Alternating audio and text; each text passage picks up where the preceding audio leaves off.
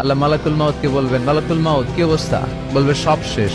মাইয়াপ্পা, কে বাকি? মালাকুল মাউত বলবে জিনেরা বাকি, যাদেরকে দেখা যায় না। আল্লাহ বলবেন জিনদেরকেও শেষ করে ফেলো, রুহু কবজ করো। মালাকুল মাউত আজরাইল জিনদের রুহু কবজ করবে। আল্লাহ এবার জিজ্ঞেস করবে, ইয়া মালাকাল মাউত আখবিরনি মাইয়াপ্পা, এবার বলো আর কে বাকি? মালাকুল মাউত বলবে, আল্লাহ মানুষগুলো সব শেষ, জিনগুলাও শেষ, এবার বাকি ইবলিশ শয়তান। কে বাকি? ইবলিশরেও শেষ করো, ইবলিশও শেষ।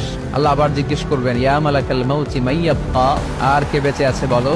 মালাকুল মাউত বলবে, আল্লাহ আপনার কথা অনুযায়ী পৃথিবীর সব মানুষের রূহ কবজ করলাম, সব জিনদের রূহ কবজ করলাম, ইবলিসের রূহ কবজ করলাম, এখন আছে শুধু ফেরেশতা। আছে কারা? যাও ফেরেশতাদের রূহ কবজ করো। ফেরেশতাদের রূহ কবজ হয়ে যাবে। এবার আল্লাহ জিজ্ঞেস করবেন, ইয়া মালাকাল মাউত আখবিরনি মাইয়াব্বা। মালাকুল মাউত বলবে, আল্লাহ আপনার কথা মতো ধরে ধরে সব শেষ, ফেরেশতাও শেষ, 4 জন ছাড়া। কয়জন ছাড়া? জোরে বলেন, কয়জন ছাড়া? ইসরাফিল, জিব্রাইল, মিকাইল,